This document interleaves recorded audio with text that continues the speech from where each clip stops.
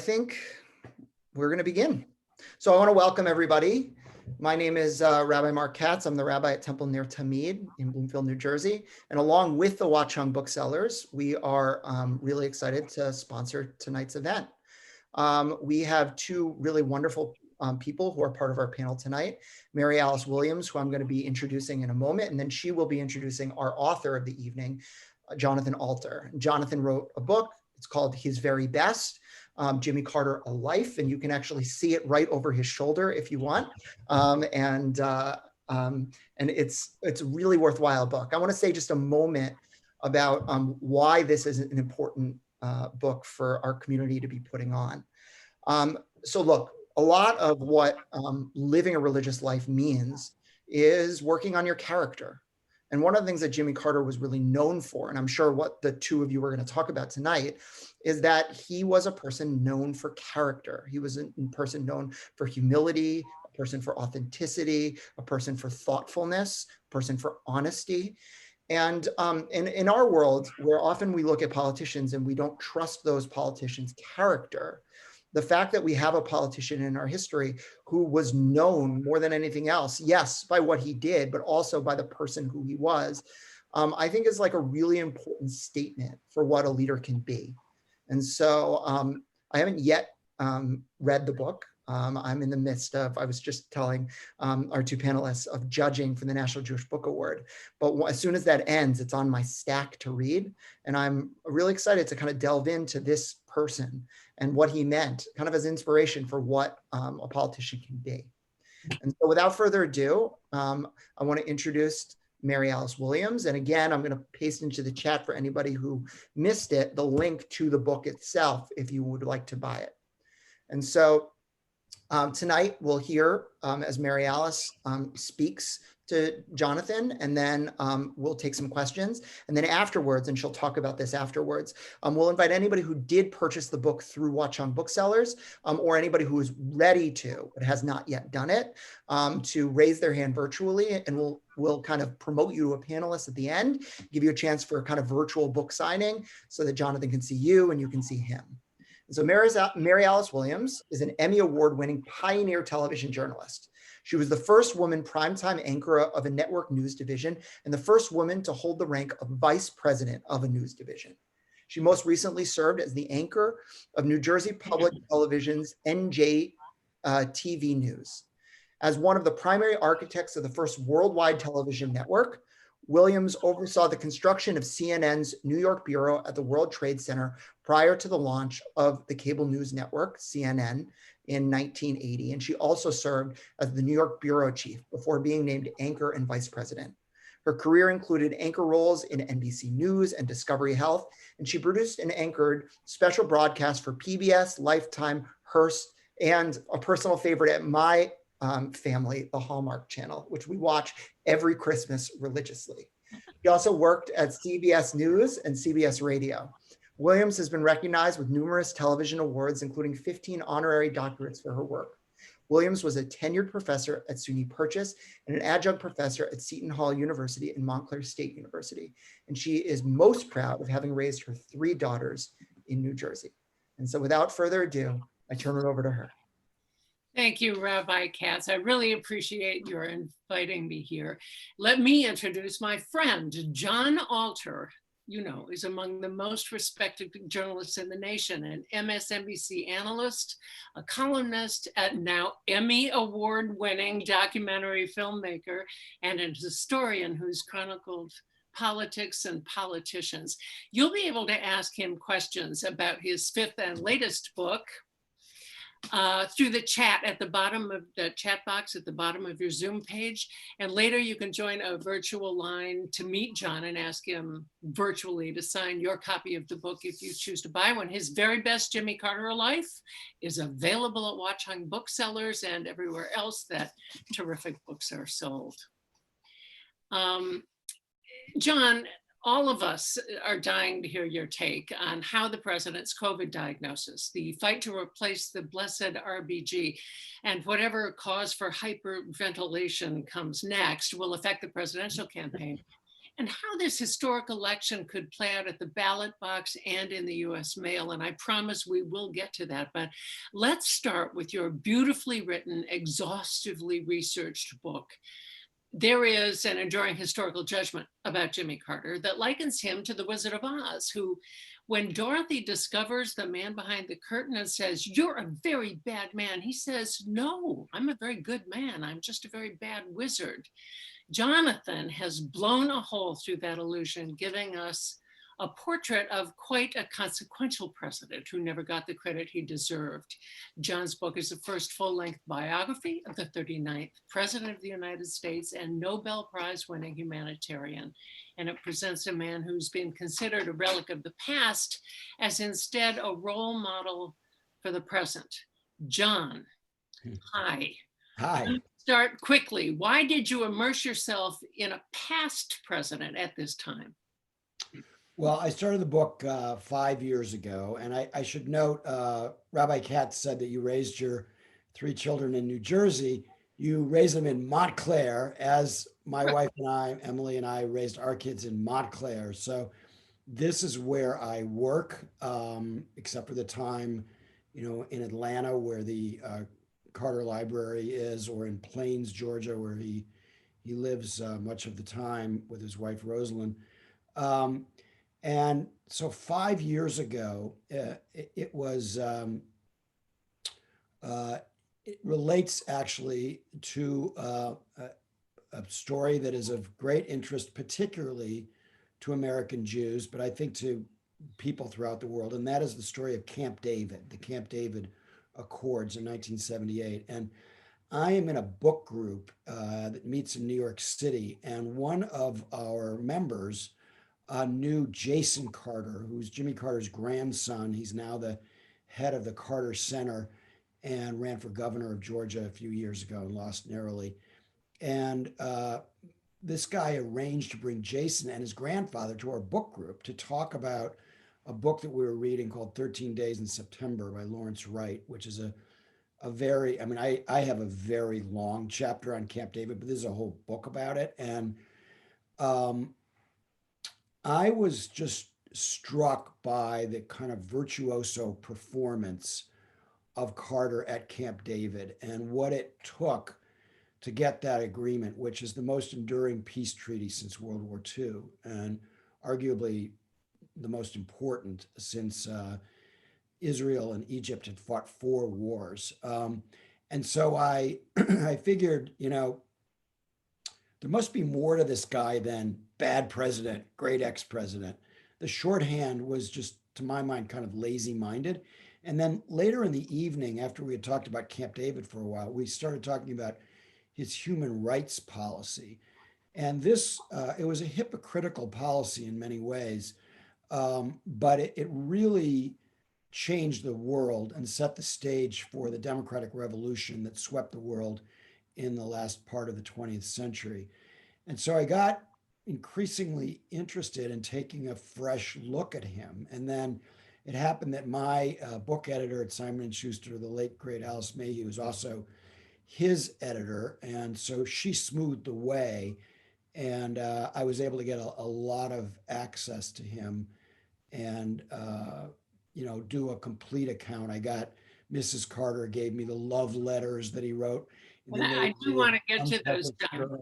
So I ended up getting all this great stuff for this book. But just one more point on, to your question, why now? So even though the origin of it didn't have to do with what's going on now, I started in 2015, and I have this really distinct memory in June of 2015, my first visit to the Carter Library and then to Plains, where Emily and I had dinner with the Carters, and then I interviewed them the next day at their house.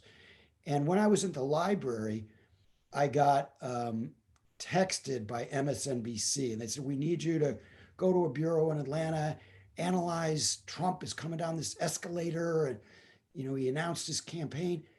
And so I went over, I did this thing. I was scared by it. I thought it said on TV that it was demagogic. And then I went back to the library, and I found a kind of almost a sense of refuge. And I was transported back to a time that had many problems.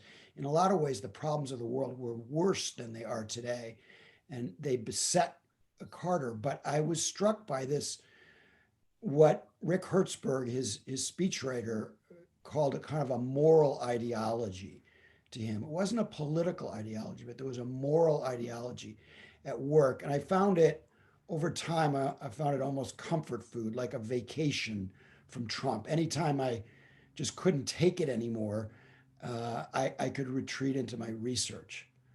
Although I must say that in the chapters on the Camp David Accords, I was struck by how this, we've all perceived him as such a gentle man, could be tough as nails in getting these two sides together. But another thing that struck me was that this pervasive notion that Republicans are good for Israel and Democrats are not actually stems from President Carter, who wrote a book contending Israel was an apartheid state, and those were fighting words. Yeah, so let me talk about that a little bit. I know there's a lot of interest in it, and I have, obviously, both of those things are in the book. So let's just start with Camp David.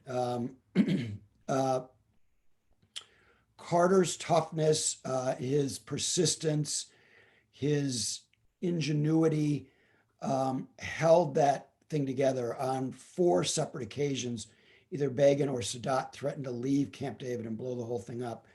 And just a little bit of context. So, you know, the Jewish state, Israel, was founded in a war in 1948, after a war in 1948. And Harry Truman recognized it. And then they had another war in 1956, another war in 1967, and a 4th war in 1973. So when I was a kid growing up in Chicago, and I think I can remember this when I would go to Temple Emmanuel, and I'm pretty sure I remember the rabbi saying this, but it was very much part of my understanding of the world. Like I was 10 years old in 1967, for instance, that Israel was in danger of being driven into the sea. And this was the metaphor, and it was very real and true, that this tiny state, perilous state in the Middle East, surrounded by these gigantic Arab nations that were combined against them, could be destroyed. And so this was a fight for survival. And it wasn't that many years after World War II. So you had people who had survived the Holocaust who were there. And as I grew older, and especially when I started researching this, but I think more when I was at Newsweek, I wrote a column in Newsweek, and in that period, I interviewed Carter at one point. The Egyptian army was the only army capable of destroying Israel. So the other Arab armies were not very good.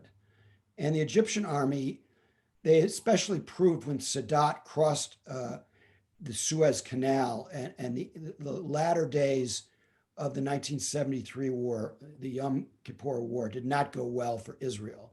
And there was a negotiated settlement, in part because the Egyptian army was just really good. And everybody thought, well, Israel is, one of the greatest armies anybody's ever seen, especially after what they did in 67. But Egypt still had the capacity to destroy Israel. So what I concluded after this really extraordinary virtuoso performance at Camp David, and then it fell apart in the late fall and winter of 1978. And in 1979, Carter had to go to Jerusalem and Cairo and put the whole thing back together again at great risk. Everybody told him, don't do this. There's nothing in this for you. You'll just shine a light on the fact that this thing failed. Don't go. And he went, and again, it almost failed. And he was just about ready to come home in defeat when Begin finally agreed to this treaty, which a lot of people were telling him he shouldn't sign.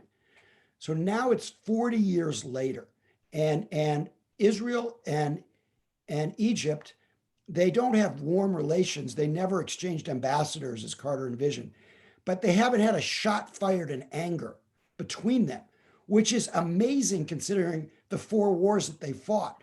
So my view is that whatever offensive sometimes things Jimmy Carter says about Israel, however much he might in his rhetoric side with the Palestinians, however much he ticked me off with that book, which I'll talk about in a second, words are ultimately less important than deeds. And if you look at deeds, Jimmy Carter was the greatest president for the security of the state of Israel since Harry Truman. And nobody else comes even close. If you look at what the president actually did to secure the state. Right. Now, what happened after that, just briefly, and I don't want to, I know there'll be questions about this, is he, Camp David had two elements. One was about over the Sinai, and it required Israel to hand back the Sinai in exchange for peace, basically. And that was also very tough, but that part was successful. The other part of Camp David was called the Framework Accord, laid out what they now call the peace process, and envisioned autonomy for the Palestinians after a certain number of years. And that part of it, even though the peace process continued and George Bush and Bill Clinton built on the peace process that started at Camp David, the Palestinian autonomy came with Palestinian Authority, but basically the settlement policy of the Israeli government, which was already becoming a problem and which Begin started right in that period as kind of a thumb in Jimmy Carter's eye, really, I think it's fair to say it embittered Jimmy Carter because he felt like this really important part of his legacy, not just peace between Israel and Egypt, but Mideast peace, comprehensive peace, did not happen. So he feels that part of Camp David was unsuccessful, and he largely blames the settlement policy of the Israeli government. So that the book Palestine, Peace or Apartheid, it actually has a question mark. He's saying, if there's not peace, then it is going to become an apartheid state. Even at that time, there were a lot of Jewish Israeli leaders who were using that word apartheid to describe the policy. Ehud Barak, who became prime minister, used that word apartheid. Now it's widely used. But the fact that Carter used it as an outsider, that really, it sort of weaponized something for critics of Israel. He regrets it. His editor and his agent tried to talk him out of using this title. He feels he lost Jewish friends over it. And, we had a kind of a really almost poignant conversation over it, even though he still has many Jewish friends and Jewish supporters of the Carter Center. He's kind of anguished over this title. The book itself is just a two-state solution book. There's nothing that's that dramatic. It has some misstated history in it. It's not a particularly good book, but it's not offensive. But the title really stuck in a lot of craws, and I remember being angry about it at the time. I'm just surprised that it has lingered so long. That it's resonated for 50 years? I don't do math. I'm a journalist. Well, the book was just 2006, so that was a little more recent. Okay. So This is really important and really important to our audience, but he had many other landmark achievements that I want to touch on, many of them outright, if not outright buried, co-opted by his replacement, President Reagan. But it is worth listing his accomplishments as you've done so well in this book. He established FEMA, the first whistleblower protections, the first inspectors general. He hired more women than any other president before or since. There was the Panama Canal Treaty that prevented war in Central America.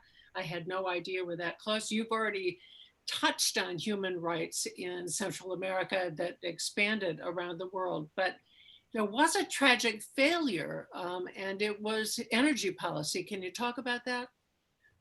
So I think his bigger failures, honestly, were, his response to the Iranian Revolution and letting the Shah of Iran in for medical attention, which led to the seizure of the hostages. Which was almost a ruse, right? Yes, they pulled the wool over his eyes. Interestingly, the Rockefellers, some papers came out on this fairly recently out of the Chase Manhattan Bank, and they kind of conned President Carter into thinking that the Shah could not be treated for his cancer in Mexico, which was not true. And so on a humanitarian basis, he let him in after resisting for a long time. And the hostages were seized, and then a lot flowed from there. On energy policy, I actually, one of the things I didn't know beforehand, I thought that he'd never gotten it done, but he actually did. It's just, it was so sort of painstaking. It took so long and it went through in pieces that he never got proper credit for fashioning the first energy policy of an American president. And certain elements of it did not, work. And he was not able to cut oil imports as much as he had hoped. But he had the first renewable energy. My book opens with him putting solar panels on the roof of the White House, and then Reagan took them down. But Right. he got a bill through that funded for the first time renewable energy, that incentivized utilities for the first time to use renewable energy. That and he, in terms of the environment, he was the greatest environmental president since Theodore Roosevelt. 14 major environmental bills, the first fuel economy standards, the first toxic waste cleanup, the first requirement that you even include the toxic ingredients on your industrial products on a label.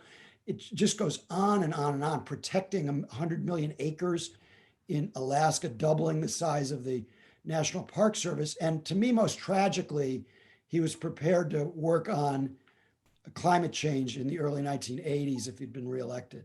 You say in your book that he would have had us all driving electric cars by 1984. Yeah, hybrids, yeah.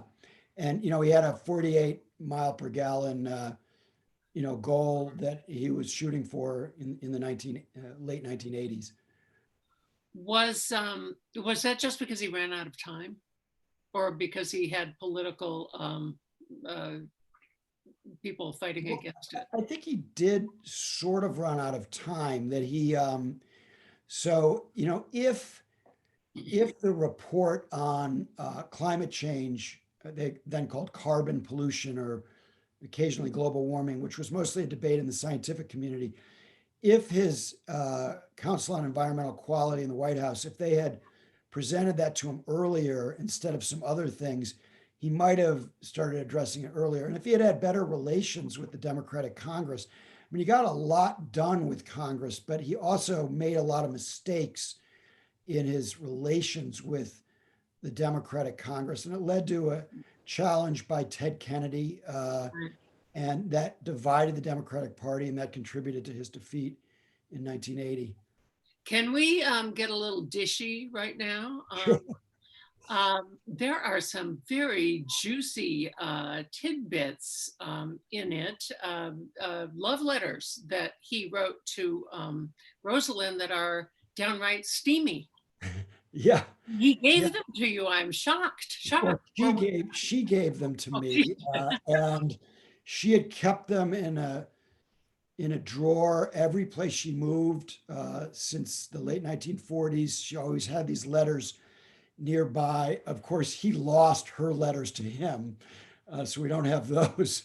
But he was away at sea. He was in the Navy, and he had gone to the Naval Academy. They'd gotten married right after he graduated in 1946. And these letters date from the late 1940s. It's one of the great love affairs in the history of the American presidency, a lot steamier than John and Abigail Adams' letters. And she's an enormously formidable and impressive woman. I could not find anybody. Steel Magnolia, remember? Steel Magnolia, but I really can't find anybody who will say a word against her. Not true of President Carter. He has many enemies, but not Mrs. Carter. And she was responsible, both when he was governor of Georgia and as president, for many important policy initiatives, especially on mental health, but also on she and the wife of the senator, Betty Bumpers. They basically got through going state by state the laws that required children to be inoculated before they went to school. Her great disappointment was that her championing of the ERA didn't work. But throughout, she was the political one, and he readily admits this. And if he had listened to her more, he might have gotten reelected, because he was always, he's the engineer, like, what's the right solution? Don't bother me with the politics. If I get the right solution, the votes will follow. And she was just, why don't you wait for a second term? Because this is going to offend a lot of people. And oftentimes he did not wait for a second term. You say that he laid the groundwork for environmental policy, for human rights policy around the world. He also laid the groundwork for the Reagan Revolution. How so? Well, a lot of what we think of as Ronald Reagan's achievements, they were only made possible because ruinous inflation, double-digit inflation. Try to imagine what double-digit inflation would be like, just how that destroyed the savings of anybody who was working in the 1970s. And it started with OPEC. After the 1973 oil embargo, at one point, oil prices were up 14-fold, not 14%, 14-fold over what they had been in the 60s. And so what Carter did, and there's, in some ways, there's a story that relates to the wife of a banker that is one of these kind of hinges of history. So Carter, in one of the biggest mistakes of his presidency, after he gives this speech criticizing materialism called the Malaise speech, even though he didn't use the word malaise, right. The speech was actually well received in the summer of 1979, and his numbers went up. But then almost immediately after, he fired his cabinet, and he ended up firing 5 members of his cabinet. And this was really hurtful for him politically. One of the people he fired was his Treasury Secretary. So he needed a new Treasury Secretary, and he put in the chair of the Fed as Treasury Secretary. That meant he needed a new chairman of the Federal Reserve Board. And he thought he was going to pick this guy, Paul Volcker. And he was told by some of his advisors, Volcker, as he told you in the interview, is going to be really independent, and he's going to do what he thinks, not what's good for your reelection, the way the Fed chairman had gotten Nixon reelected in 1972. As everybody knows, it's the Fed, not the president, who determines how good or bad the economy is. Right. So for a moment, he thinks he's going to pick this banker, A.W. Clausen, who was the head of the Bank of America, to be the chairman of the Fed because he'd be more cooperative. And so he calls out to Clausen, who had been on his transition team, and Clausens are on their porch in California. President's calling, you want to come back and talk about maybe being chairman of the Fed. And his wife, Peggy, is going, no, no, no, no. Like, she doesn't want to move to Washington, right? And so Clausen says, Mr. President, Peggy and I aren't really ready at this point to come back to Washington. I don't want to waste your time. So he says no. Carter appoints Volcker. What does Volcker do? Yes. He jacks interest rates up at one point to 19%. My first mortgage was 19%. Right. A month, imagine, a month before the election, they're 15% before the 1980 election. So Volcker, who I interviewed not long before he died, the economy was a complete mess when Jimmy Carter was running for re-election. That, as much as the hostages caused his defeat, then the medicine works when Reagan's president. And suddenly inflation is gone. Reagan is re-elected in 1984. A lot of people argue that Volcker got Reagan elected and re-elected. And when I talked to Volcker about Carter, he was so admiring. He said, this man is so misunderstood and so underrated, which I think a lot of people, they think of Volcker as a conservative. So that's like a big thing that Reagan supposedly got done. That was Carter. Just to use another of many examples, the B-2 bomber, which evades radar. This is the weapon that more than anything else helped win the Cold War, because the Russians didn't have it. Star Wars got way more publicity, but that was a fantasy. This was a real weapon that was developed in the Carter Pentagon and deployed under Ronald Reagan, and that had a transformative effect on the strategic balance. So, and there, as I said, I could go on for a long I, time. I want to pivot to the current campaign by drawing from the circumstances in 1980 when Carter was running for re-election, a backdrop of diplomatic and economic disasters. America, as you pointed out, held hostage by Iran, out of control inflation, which was actually a carryover from the Ford administration. Do you remember Ford's whip Sure. inflation? Now, yeah. Right, and the misery index and all that stuff were all laid at his feet. Are the problems of today, the pandemic and racial strife and everything else this country is dealing with, economic collapse, going to be laid at President Trump's feet, and why not? That is the $64,000 question. So, and it's what we all should be wondering about. And at the end of their only debate in 1980, Reagan, in his closing remarks, closing statement, said famously, "Are you better off than you were 4 years ago? Is America better off than it was 4 years ago?" And the answer was no. So Carter could be asked today. It'll be interesting to see if in one of these last two debates, Joe Biden does that. Today, in his speech at Gettysburg, he was sounding much more like the Jimmy Carter of 1976, who was coming out of Watergate, and he argued that we need a government as good as its people, that we're not corrupt, we're not a lying people. He said, if I'm elected, I won't lie to you. And he basically didn't. He exaggerated somebody. He didn't lie. And he did talk about things like the soul of America. He talked about empathy. He, not Bill Clinton, was the first one to say, "I feel your pain." And he did. And so in 1976 terms, Biden is the Jimmy Carter of 76, but Trump is the Jimmy Carter of 80, where he's trying to defend this pretty terrible record. Of course, when I asked Carter if he had anything in common with Trump, because I thought, they're both outsiders. They came out of nowhere. Mm-hmm. Carter will think he had something in common with Trump. And at that point, I had ended the pretty long period where I was spending a lot of time in person with them, and I was communicating with them by email mostly. And I'd send them these long list of like 15 questions in the morning, and then some of them were just fact checking or other things. Then Emily and I would go out for a walk on like North Mountain Avenue and Edgemont Park or whatever. And by the time I got back, he had answered all 15, right? And one of them was, "Do you and Donald Trump have anything in common?" And he just gave me a one-word answer. No.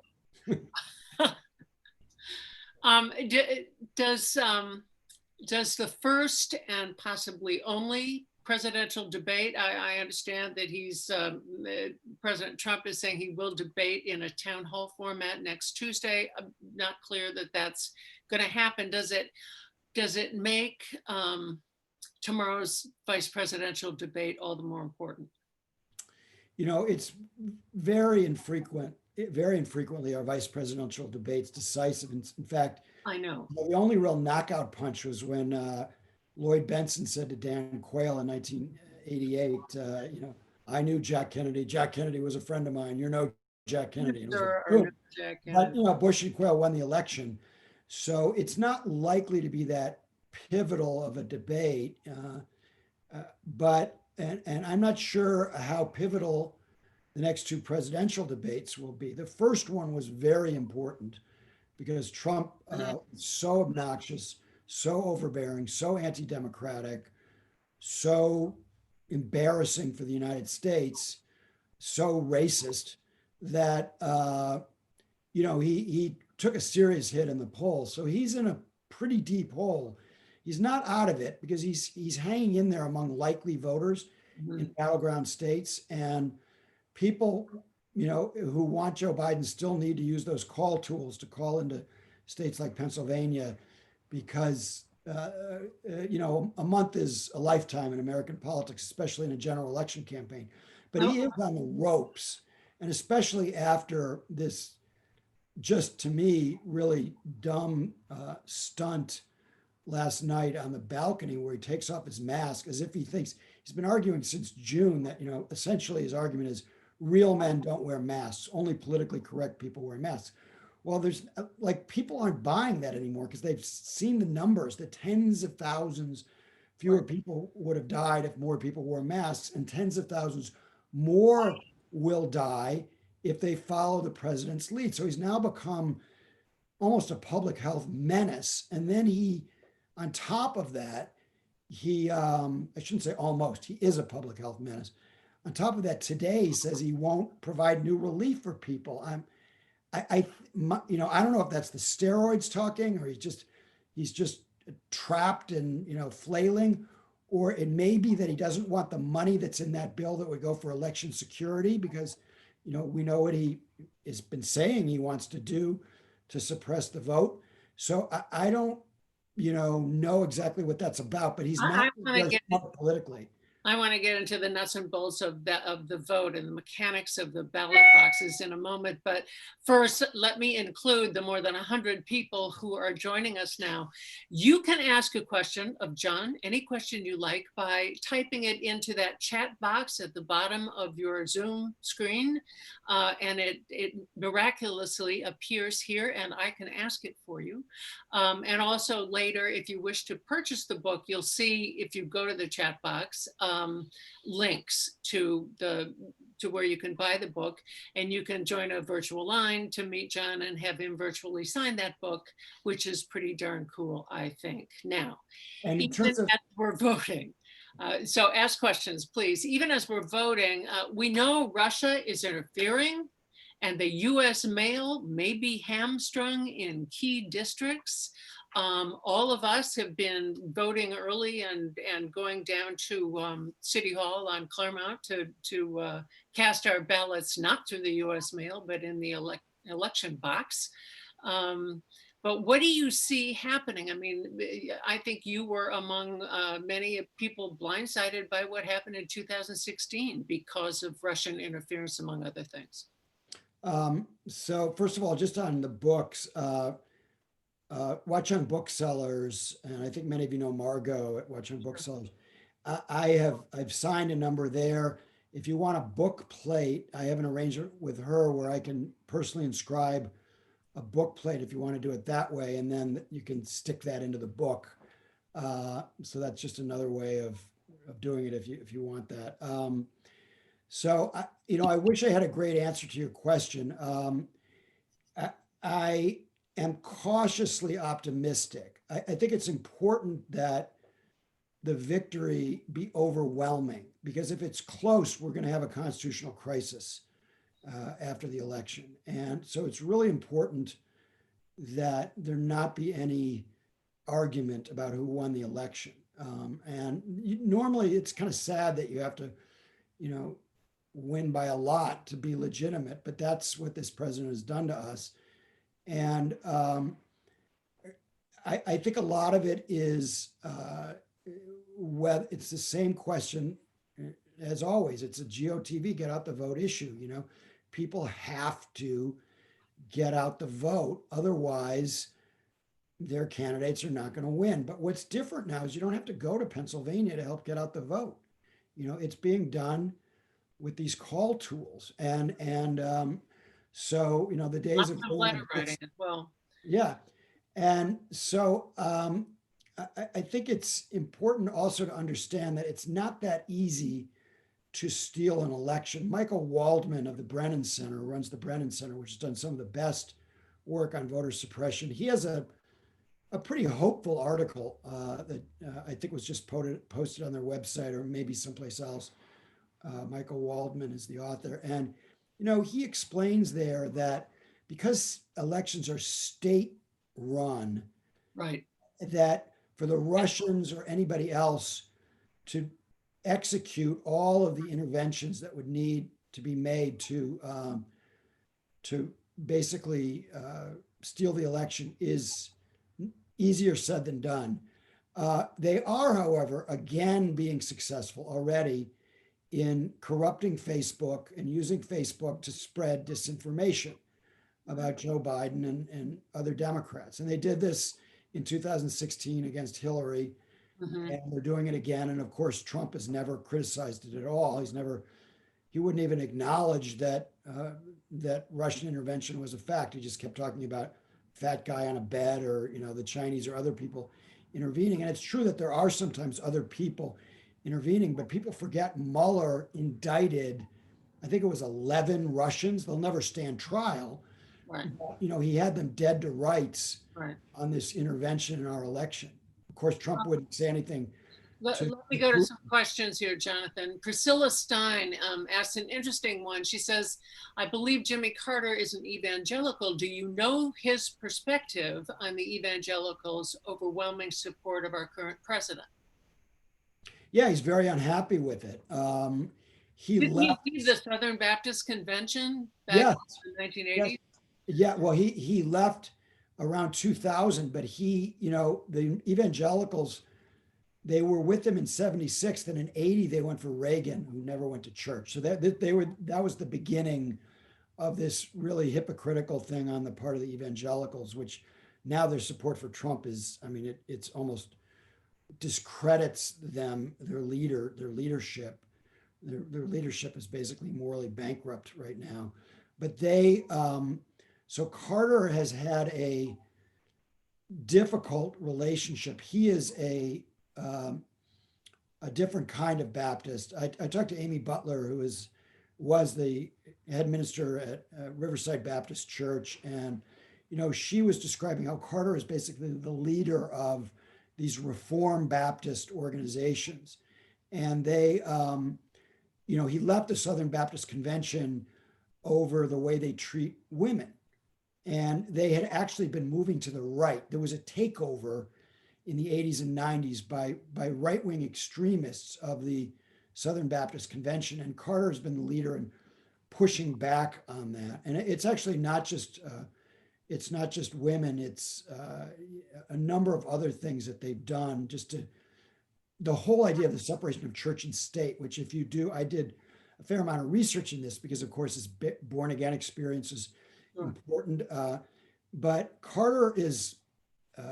He believes, like Roger Williams, the founder of Rhode Island, was the first major Baptist, right?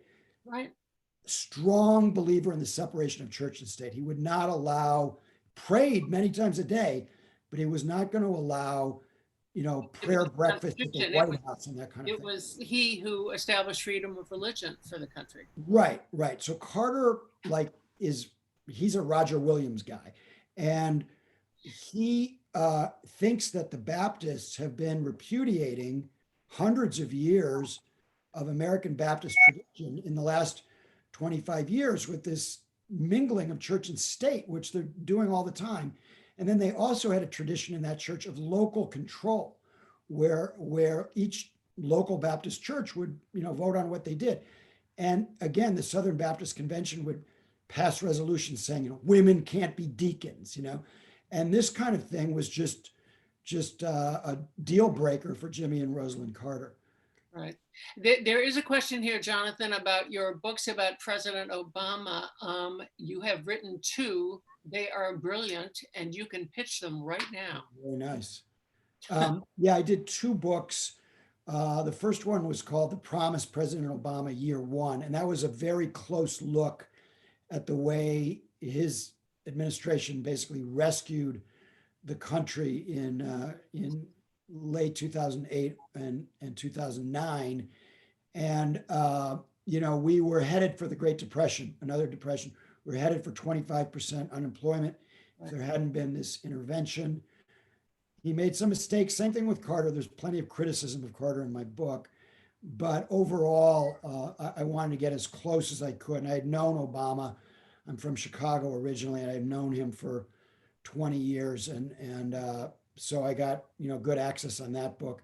And then I did a follow-up book, which has an unfortunate title. It's called The Center Holds, Obama and His Enemies.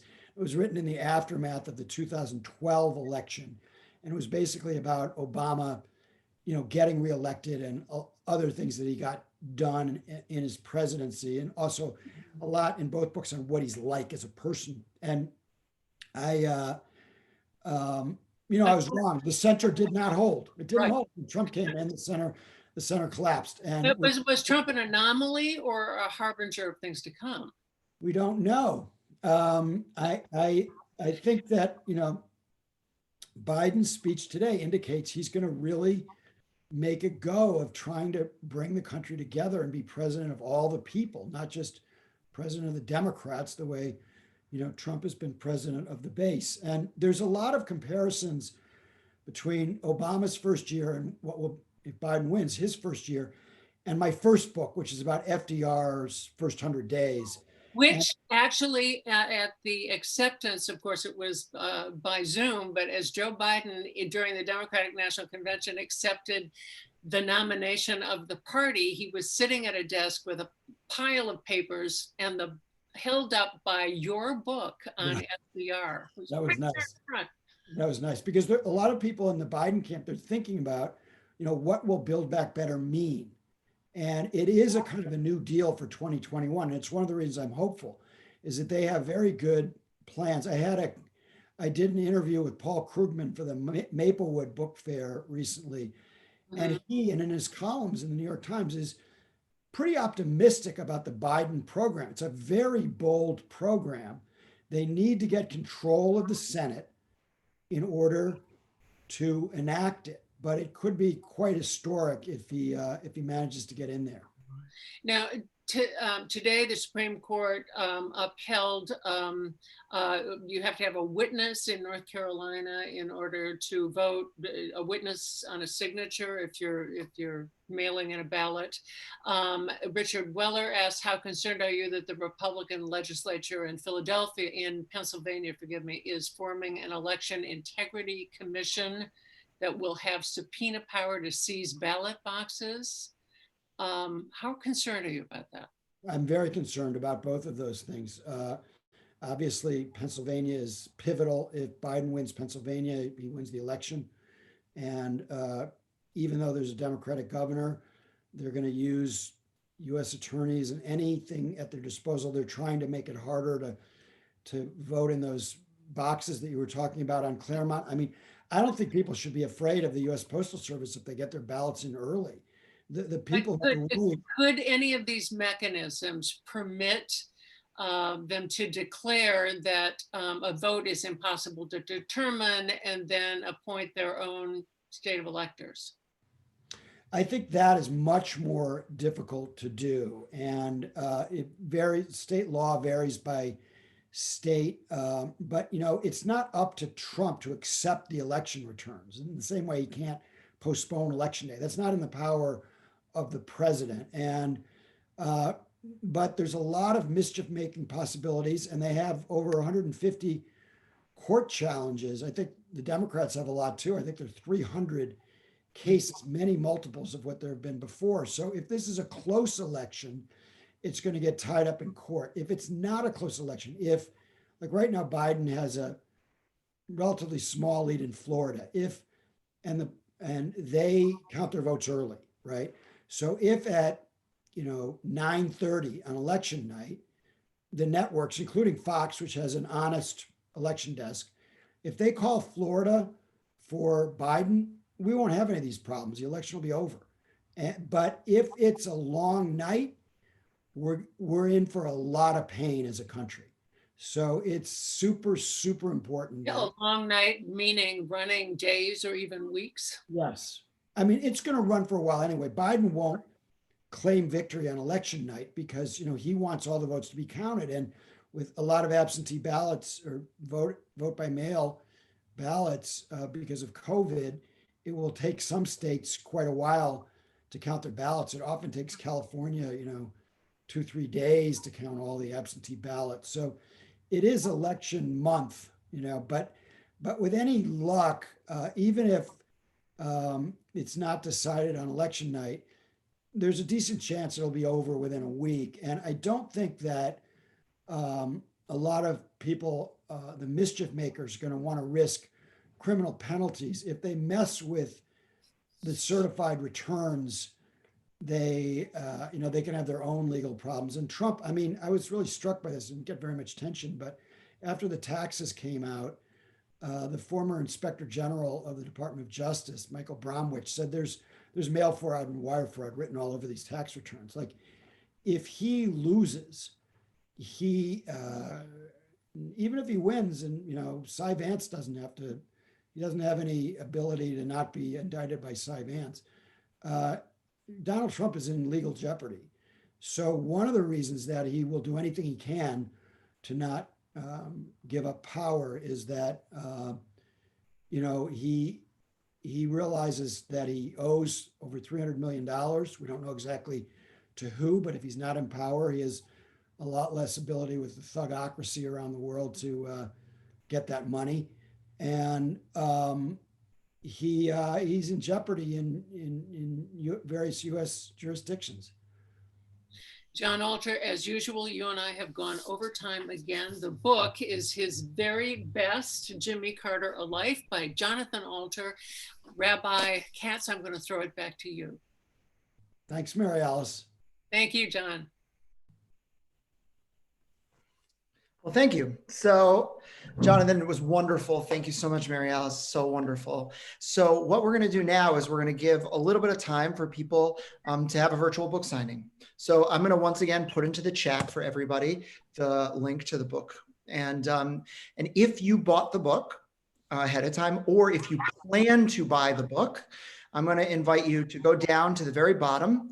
You're going to see like a little hand raise icon, and you can raise your hand. If you raise your hand or you type into the chat, I bought the book, I'm happy to promote you to a panelist. And then by all means, we're not going to kick anybody off, but we'll stop recording once I do that and give people a chance to have a little bit of FaceTime with Jonathan and Mary Alice, and to say whether they, have started the book already, or whether or not they, are a fan of his other books, in the same way that you would in a book signing in general. So I'm going to stop the recording.